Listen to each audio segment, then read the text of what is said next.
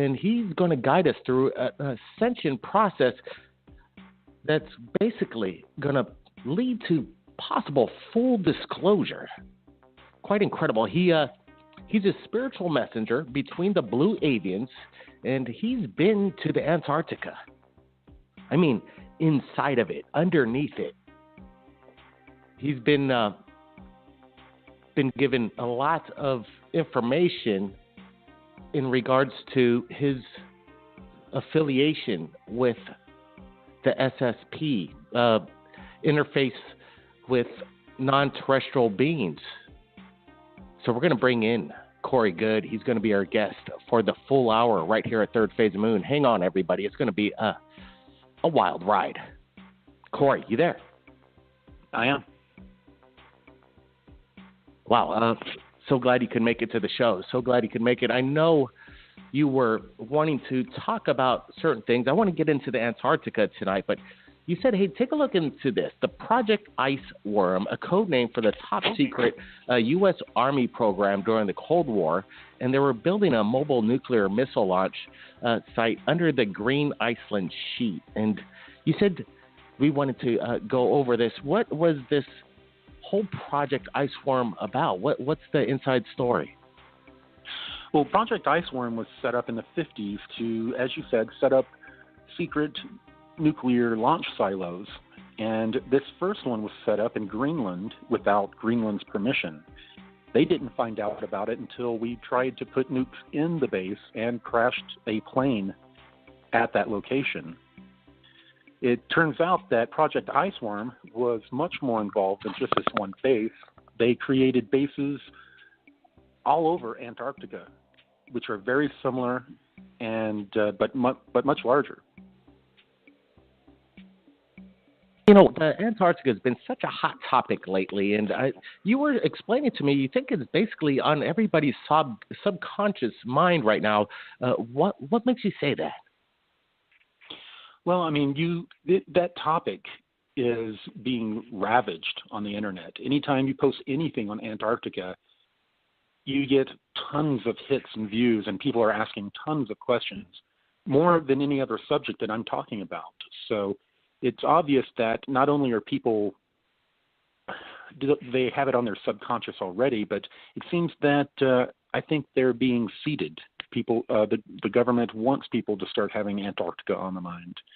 Recently, a researcher did a a webbot search, and it turned out that the Antarctica topic and ancient civilization topic was extremely high, and it caused him to predict that something big was going to happen. What do you mean big? What are they referring to? They're referring to a possible announcement that there has been a ancient civilization found under the ice. Apparently, in 1938 and 39, the Nazis had a pretty heavy expedition down to the Antarctic. And when they were down there, they found all of these ancient ruins, which part of the ruins they were able to, I guess, cannibalize for their own uses and created bases there, and have ever since been looking through the remnants of this ancient civilization, but keeping it secret.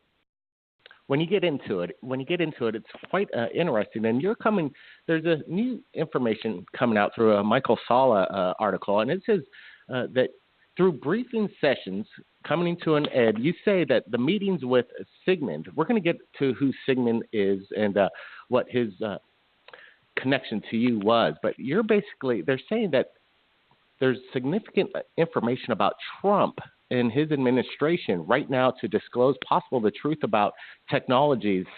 Evidence of secret memorandum issued by Trump says that after taking office in January 20, 2017, he's about to declassify secret patents involving health and free energy technologies. Do you think this is really going to happen? Well, when he initially put out the memo, he received pushback from the civilian intelligence community and the DoD, stating that, sure, we will get right on that, but it'll take about 10 years to process. And he fired back, I know I want it released in my first term, which sent chills up the spine of all of these civilian intelligence groups, because they want to keep this stuff hidden. They do not want it to come out because a lot of it is incriminating to them. They've caused a lot of, I guess, crimes against humanity to keep these secrets. He would have the power to basically pardon anybody, whistleblowers, anybody with this information. But you're saying this technology is going to take a while to get out to the public. It's not going to happen overnight, and that's what Trump really wanted. I'm surprised that usually Trump gets what he wants, and there's people in charge of things, a higher power than the president himself. Yes, there are 38 levels of secrecy above the President of the United States. And the intelligence communities have refused to brief Trump on the secret space programs and known extraterrestrial life. But pretty much the same briefing that you would see if you looked up the Reagan diaries and saw the briefing that he supposedly got. They don't trust him. They're afraid that he's just going to tweet it out. Yeah. What are they going to do? I wonder if he just, how he does do his daily tweets, and he sometimes goes on his own tangent, it seems. You think they're still going to be able to control a guy like Trump, almost a free will type of person? No. As a matter of fact, they did not want him in office at all. They would make comments such as, we would stab him on Inauguration Day if we had to. But apparently the DOD approached these intelligence communities and told them that if they did assassinate him, or if they interfered with any peaceful transition, that they would pull an open coup. He's pretty intimidated, it sounds like, when you hear this kind of information. And wow, how do you think the president himself, is he aware that he's pretty much maybe the 39th person in a classification of need to know? Well, yes, this president definitely knows it. It turns out, he's really, he's been into conspiracy theory for a long time.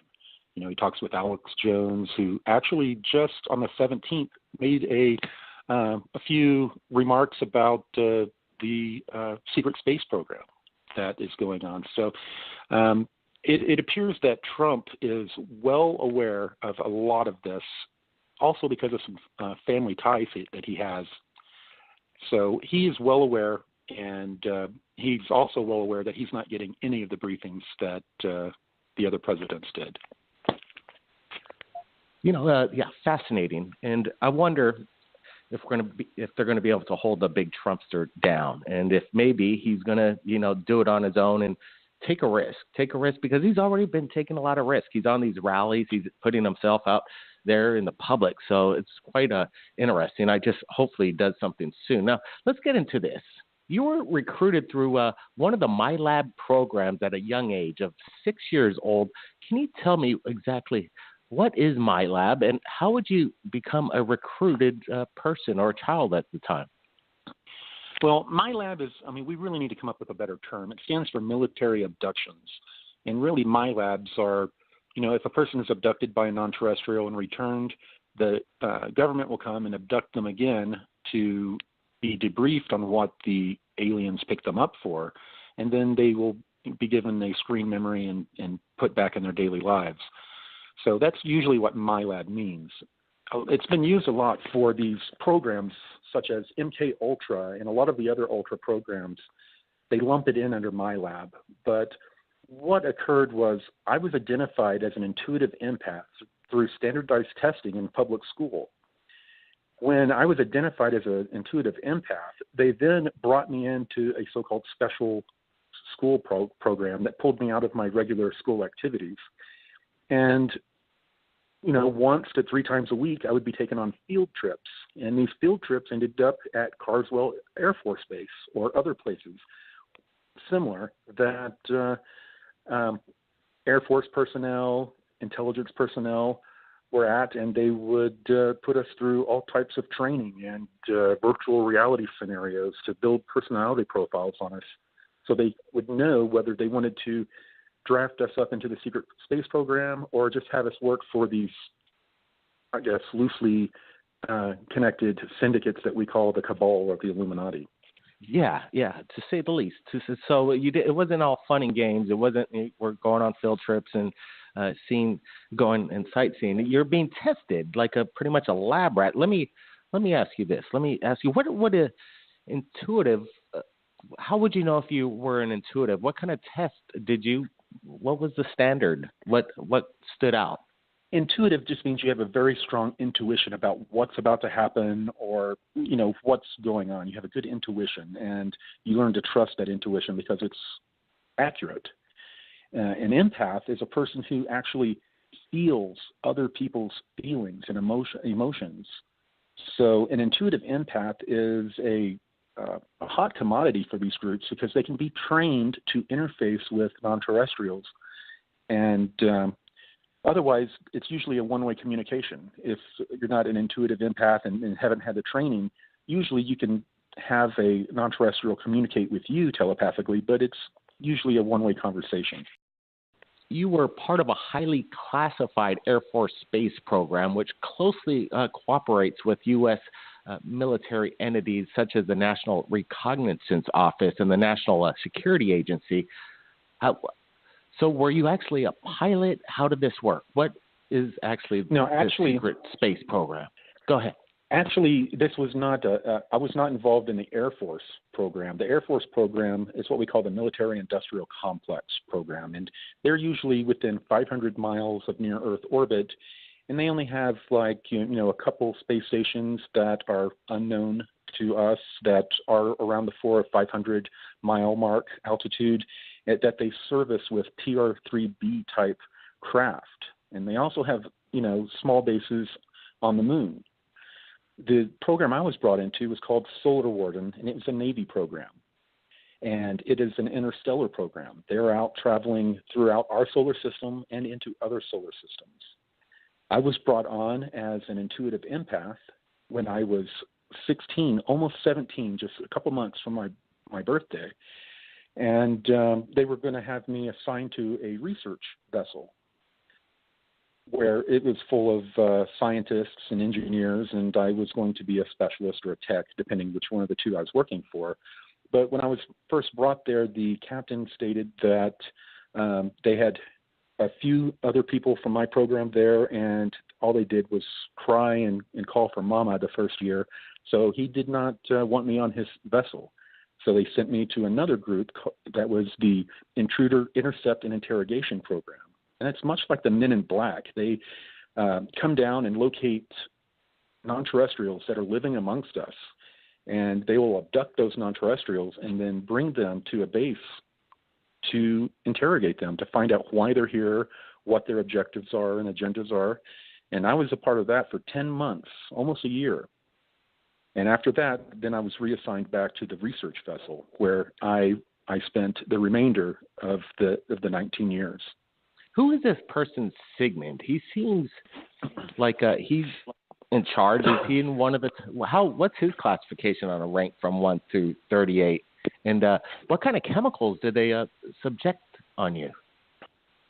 Well, this particular individual is a high-ranking Air Force personnel. Whenever I've met them on their uniform, he does not wear rank insignia or any of the fleer that would, show any designations of what unit he is associated to. But how I first was introduced to this gentleman, using that word loosely, I was picked up just outside my house by one of these strange vessels that are somewhat triangular, but two airmen were standing below it. And they brought me onto the vessel, and they began to interrogate me, asking me questions about this Navy space program that supposedly existed.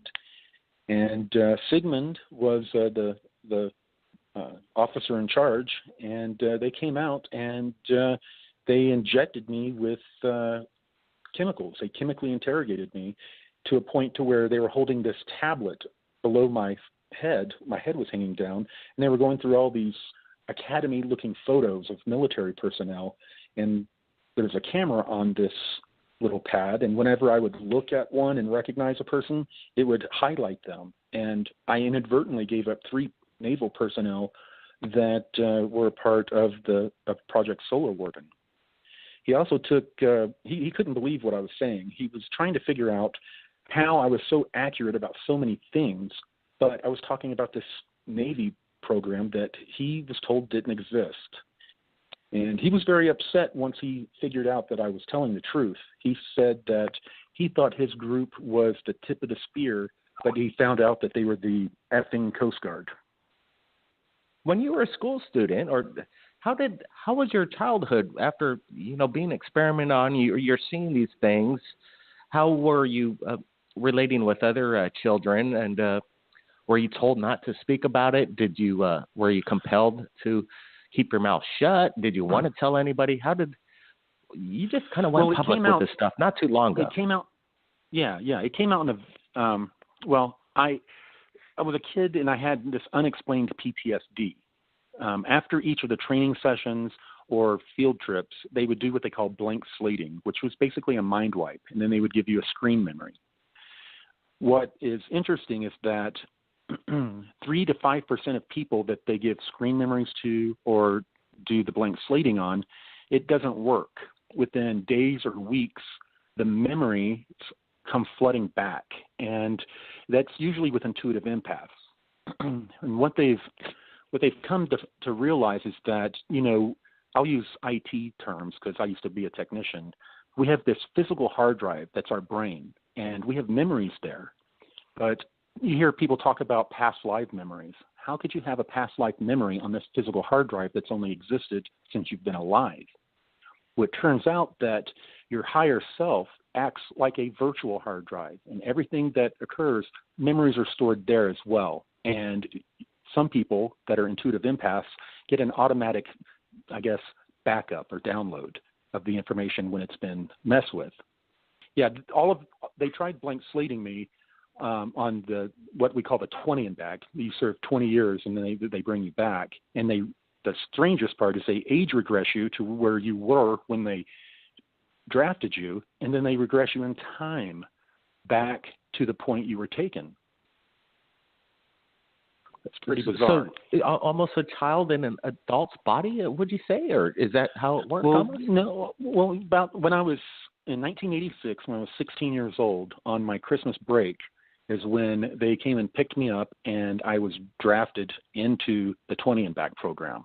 I was told that I would serve 20 years in this program. I would come back. I would have the best job around. I wouldn't want for anything, which that's a promise I didn't keep. And they stated that my life would not be that heavily affected because they were going to age regress me and time regress me back to the time that I was taken, and that I would pick up where I left off and my family would never notice me missing. Wow. So there's technology for reversing life itself that exists right now that was used upon you. Absolutely. And there's William Tompkins is a recent whistleblower that has heavy documentation and works for the Navy and a lot of aerospace companies. And TRW is one of them. And they have had telomere types of therapy and also age regression therapy for some time. But they have, suppressed it, even from a lot of these elites, such as the Rockefeller that just passed away today. Yeah, didn't he just have a recent heart transplant, like one of the oldest men to receive a heart transplant? And yeah, I was just made aware that Rockefeller passed. Yeah, I forgot about that. That's right. And we really got to watch out for, because what do you think about Dick Cheney? Dick Cheney, he's had a few heart issues himself. At one point, he called himself Darth Vader. He didn't have a pulse, and that was quite interesting. Yeah. People referred to him as Darth Vader. I sort of say he probably didn't have a heart transplant. He just had a heart implant, because I doubt he had one before. From what I've heard in the programs, yeah, he's a pretty scary individual. Yeah, maybe the head of MK Ultra, from what we've heard over the years. Now, let's take a big trip. Let's take a big trip to the Antarctica.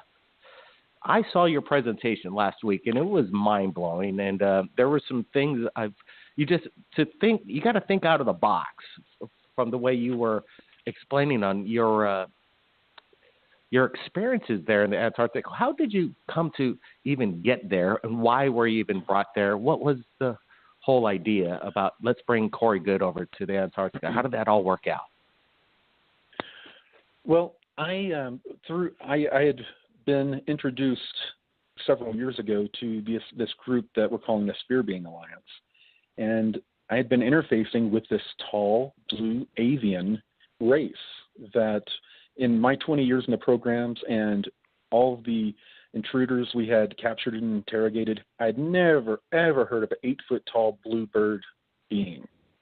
And I was pretty concerned when it first started communicating with me. I didn't know what was going on. But through the process of getting to communicating and getting to know these beings, I was introduced to an inner Earth group called the Anshar.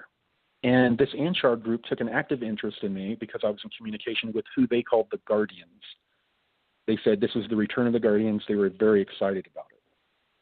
So since I was seen as somewhat of an ambassador, I was working with the Secret Space Program Alliance, who was working to give us full disclosure, this Inner Earth group has taken me twice to Antarctica. Once for a reconnaissance flight under the ice, about 2 miles under the ice. There's a huge industrial complex. There were buildings all over the place that looked very industrial, smoke coming out of them, steam coming out of them, very human looking. And there were giant submarines under the ice that had popped up that were the size of, the giant ships that carried the big shipping containers. It was huge, and I saw these submarines being unloaded with giant cranes that were reaching in the top that rolled back and pulling out these giant containers. How old was it? Was it an ancient civilization and infrastructure built on there, or was it something from the Nazi era? Well, interestingly enough, there were ancient structures nearby. There were blocks, like hewn blocks, sticking out of the ground, the earth under the ice, and also from within the ice cavern wall, like they were suspended up in the ice. The actual buildings looked very much like a 20th century or 21st century, an industrial area, like an industrial complex close to any city or close to any shoreline. It was very human looking, very modern looking, and in the middle they had a huge generator that was a geothermal generator that generated heat from the earth. And the interesting thing is that there were pools of water around also that were steaming, like hot pools that were heated by geothermal energy. And it turns out that the geothermal energy is picking up at such a high rate in Antarctica, it's causing the ice shelf to heat up by like 1 degree every year or so, which is causing a rapid melt. And our activities under the ice, both excavating these ancient civilizations using pressurized steam and these facilities we have under there, are causing the ice to melt quicker. So that was your first trip. What about your second trip to the Antarctica? Was it under the same group that you went with the first time? Yes, the Anshar took me again and took Lieutenant Commander Gonzalez, who's been one of my major contacts with the Secret Space Program Alliance, took us both down to a different region of Antarctica, but they flew right through the ice shelf, just like you were passing through regular atmosphere. And I guess there was some way to dematerialize the ship, and then we pop out in this so huge you're saying ice cavern. The craft itself is actually traveling through hard material like ice, like if we're thin air. In the Anshar city, I saw hundreds of these things flying around above in a huge cavern, flying through the cavern walls. So, yeah, they've got some sort of advanced technology that allows them to dematerialize and pass through solid objects. I've never heard of that before. That's quite insane. Is it basically it's not moving the material as it's going through. It's basically going through it almost through a time and space. Like it's not. Yeah, it's like change the vibration. Everything is made of vibration. Everything is frequency, and if they're able to change the frequency and rearrange matter in a certain way, I think that's what allows them to pass straight through solid objects. All right. So this Middle Earth, the entrance to Middle Earth, is there more than one entrance, or is Antarctica pretty much the main portal to Yeah, most of the entrances are guarded by some sort of a military installation, or are in Tibet and are watched over by monks. They do have a large entrance in Antarctica, but it didn't quite go as I expected. When I was on the reconnaissance flight, I thought we were going to shoot back through the way we came, but instead we went over this sort of a bay of warmer water that was lapping the shores next to this industrial area I saw. And instead of flying in the direction I thought we went straight down the way that these submarines came from. And we ended up entering this large rift system that is the West Antarctic Rift system or something like that. And we went very deep underground and traveled through this rift system that had been tunneled out by some ancient alien race that allowed you to travel from Antarctica all the way up to Central America and the southern and southwestern parts of the United States, all completely underwater. This underground, basically, city, you said that was the size of Texas. Like, it had its own ecosystem. It had its own light, warmth. Tell us about what it's like to be in a place that big. It just sounds so overwhelming. It was overwhelming. When you walk up to a building and you feel like you're going to fall over backwards looking towards the top, or a giant tree, one of the redwood trees. Imagine that, but you walk walk through an entrance into a huge cavern area to where the ceiling is so high you can't even see it because there's a fine mist that it's created like clouds, like a enclosed environment that it even rains in there at times. So let me ask you this. There are people that live an everyday life right here on our, above the planet, regular life. Is there enough room in inner Earth that we could, as a human race, like go visit other worlds that are we don't have to go to other planets. It's right up there. We could enter this. Would they allow maybe a tourism? Would it be possible, like a tourist destination one of these days? So, some of the areas, yes, definitely. But this Anshar group, they're very leery of human beings. When they've contacted us in the past, they always tell us we're from, the Pleiades or something like that. And they do that for operational security because we are such a violent race. They're afraid that if we knew where they were underground, we would attack them, which indeed has happened from some of our Black Projects groups. So they're not going to invite too many people into their city, but there are plenty of other areas underground that we could take refuge in. And after we have full disclosure, I think we're going to have a lot of spelunkers that are also archaeologists that are going to be, traveling to the inner Earth. And there's so much to find down there, let alone out in space. Well, yeah, count me in. I want to be there. I want to be there, and I want to get on that ship that you were on. That sounds incredible. Let's talk about some of the creatures that live in inner Earth. You were telling the people over there in the symposium in Kona last week that they were talking about a race of raptors, yeah. And there was a war with soldiers, like military soldiers. Were they American soldiers? What was that all about? Well, the raptors were remnants of the dinosaurs, and they went underground to survive. And they're sort of a proto-dinosaur bird. They have plumes of feathers on them. They have real jerky movements. They're super fast, and they're carnivorous. So the incident that I was talking about that involved the Marines was not long ago, after the current president took over, some of the bases that were built by FEMA but not controlled by FEMA were supposed to be turned over to the new leaders of these different groups under the new president. But some of them refused and locked the doors.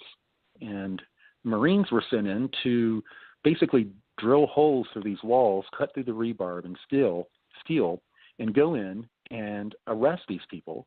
And if the people refused to give up, these Marines were ordered to wipe out everyone in the base. And in one of these occasions, they had to go in, and they were under orders to wipe everyone out. And in the battle, these Marines were shocked to become face-to-face with 8-foot-tall reptilians who were fighting them. And these Marines had zero briefings that ETs even exist, let alone they would run into them and have to do battle with them.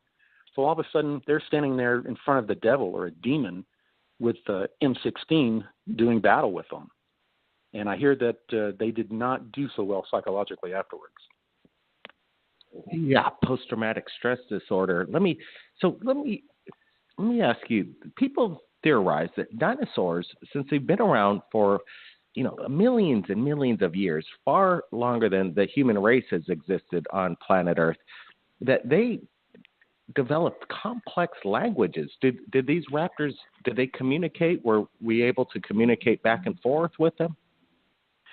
Well, I don't know how they communicate. I assume from their physiology it isn't through a voice box. I assume that it's some sort of telepathic type of thing. But our military has been in contact with them to get access to certain areas, like these giant crystal caves that they took over a long time ago that used to belong to the Anshar. And these giant crystal caves are huge depositories of information. Would it be the president of the United States that would authorize this combat with this raptor race, or would it be some other general above rank of the president? It would be one of these individuals in the intelligence community that has the clearance that's 38 levels above the president, or somewhere above the president within that 38 levels. Wow, incredible. So there were other races down there. You were saying they looked like humans in their own way, different nationalities. You have an Asian-looking race, you have an African-looking race, and there are Caucasians. Do they get along down there? Is there a conflict between the races in Earth? Well, a lot of these human type races that you've described, they don't normally meet with each other, but they kind of stay separated unless there's a huge emergency. They claim, the Anshar at least, claim to have be human beings that originated on Earth approximately 18 million years ago. They say that they've been here that long, and that they've been highly developed technologically and had their own breakaway civilization. And that breakaway civilization went underground, and they found that it was a lot safer down there. They were shielded from the sun, which causes a rapid aging and a lot of other things. And they were also isolated away from the ebb and flow of disasters that occur on this planet on a regular cycle. Wow, that's amazing. So what would you prefer to live in? Up here on the surface of the Earth or inner Earth? What would you prefer if you really had a choice? If they offered my family and I a condo down in that Anshar city, I would disappear in a heartbeat. Wow. Yeah, it sounds fascinating. It was magnificent. So is there a danger that we might just do something stupid because we don't trust what's going on in there? And would there be a possibility of like maybe a nuclear event, or they're pretty much, do they have security? Can they defend themselves in case of an invasion by some tyrant? Yes, they can, and they've been doing battle like with the Raptors for quite some time, and a couple of other groups. But interestingly enough, since on the surface we've developed these scalar weapons, we can penetrate deep, like 40 miles into the ground. And that has become a major, threat to them because it has been used on some of their facilities. Some of these groups, they're looking to take out all the negative ET underground facilities, which there are many. But in doing so, they don't differentiate. They find an underground base, it isn't ours, so they attack it remotely with this technology. Wow, and what about this? Have you left planet Earth? Have you been in space? Yes, I was assigned to the research vessel they called the Sommerfeld. That I was assigned to that for 19 years. Even though I was sent on other expeditions and missions, my assignment was to this research vessel. And the research vessel, we spent a lot of time around Jupiter. We spent time around. They even did studies of the sun, where they were shooting probes into the dark spots, the little eddies on the sun, and to penetrate the sun to get more information about it, and they were able to prove that it's an electroplasmic sun. It's not a giant hydrogen generator or whatever. And the fact that our universe, the physics model that is used in these black programs, is an electric plasmic universe model. The fact that that's been suppressed from surface humanity, that's what's not allowed surface humanity to develop a lot of these, very interesting technologies such as free energy or anti-gravity. Once we are taught the true physics and we understand that everything is electric plasmic, then we will adopt a new mathematics model and we'll be able to build these things very easily. What was the ship like? What did the ship, did it launch from a regular launching facility like Cape Canaveral, or was it a secret mission? Well, and it was how originally big was built, the ship? Yeah, it was originally built in the early 80s in a secret location under the mountains in Utah. And then they were flown into space, and then personnel are brought there in smaller craft. Now, this particular craft was, and they're very much like a nuclear submarine, a nuclear submarine in space. As a matter of fact, a lot of the people that serve on them are what they call squids, or are either current Navy submarine personnel or used to be Navy submarine personnel. So it's basically no different than being in a submarine, a very large submarine that's modular, just like the new nuclear submarines. And it had a crew that went from anywhere from like 260 or 70 to over 300 people, which they have naval vessels that are much larger than that. And and it was cigar shaped.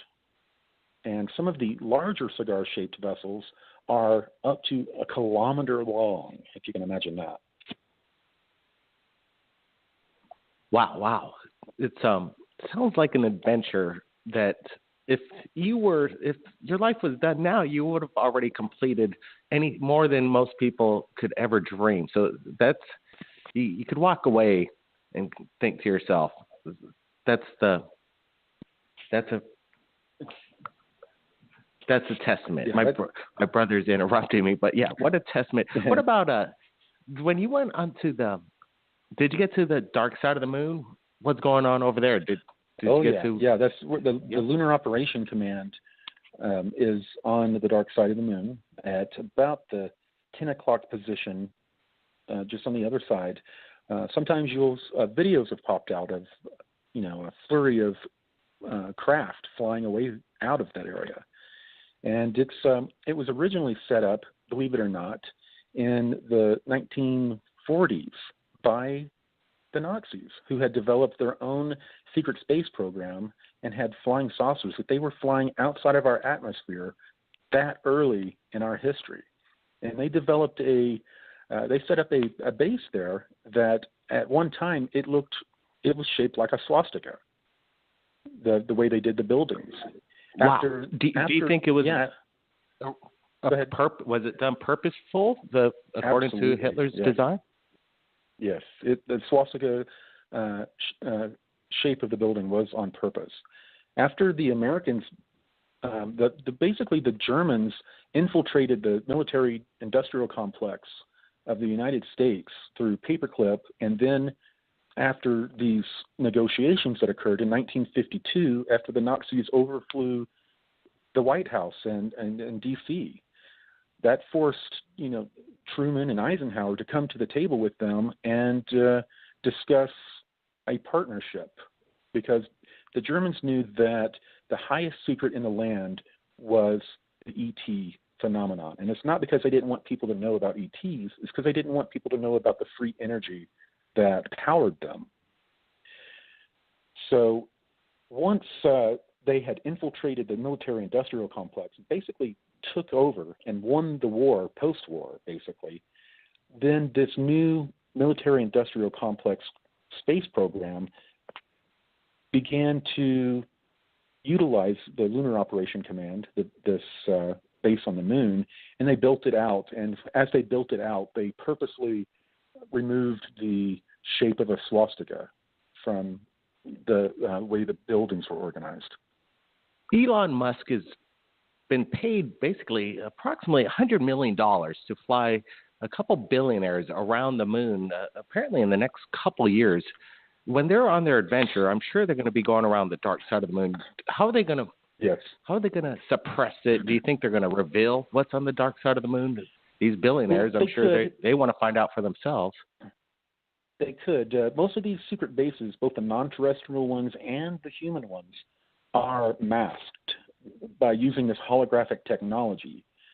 What is not masked, however, are some of the ancient ruins up there and crashed vehicles. Apparently there was an ancient war that occurred in our solar system, and the moon ended up being kind of like a Switzerland area. I mean, it's no battles are allowed to occur on it, and they left it. I mean, you have non-terrestrial groups that can't stand each other, have been at war for millennia, that are just a few kilometers away from each other on the moon, but they never fight. And because of this big treaty that occurred. Now, they left a lot of these crashed ships and other debris on the backside of the moon as a testament to remind the other groups how terrible this war was. You know, the Star Wars story is basically true. It did not happen long ago and far in a galaxy far away. Most of it happened in our own solar system. And it's happening right now. Yeah. Yes. It's incredible. When is disclosure going to happen? Is there any way that you could provide any kind of evidence that we could just blow the lid off everything and, do something to get things rolling? Because your experience, I'm jealous, man. A lot of people want to experience the same thing and not have to go through these MyLab programs. Yeah, I have people all the time contact me and saying, "How do I join this program?" And I'm like, "Have you listened to anything I said? It's dark. There's dark stuff going on. There's a human slave trade, interstellar human slave trade going on, to where, for a long time, these non-terrestrials were coming down and scooping up humans and then taking off with them. And finally, these Illuminati-type groups said, wait a minute, that means they want humans, so humans are a commodity. So they began trading people for technology and other biological information from other star systems so that they could use for their studies.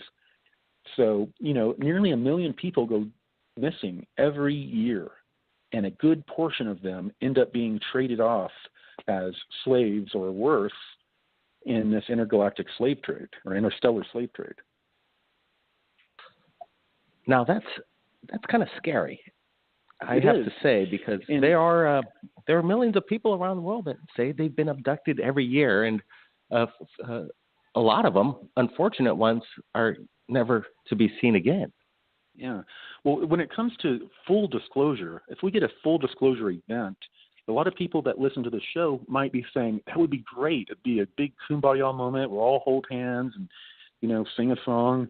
But disclosure, if we get full disclosure, it's going to be one of the most traumatic events that ever happened to humanity. But it's needed because all evolution happens in stress. A lot of these groups right now are working on a partial disclosure to where they will unroll disclosure over 50 to 100 years. They want to make sure that many of them have a chance to die because so many crimes against humanity have been committed just to keep the secret alone. So disclosure is a very shaky subject, and a lot of people just don't know how to do it. They don't know how to do it.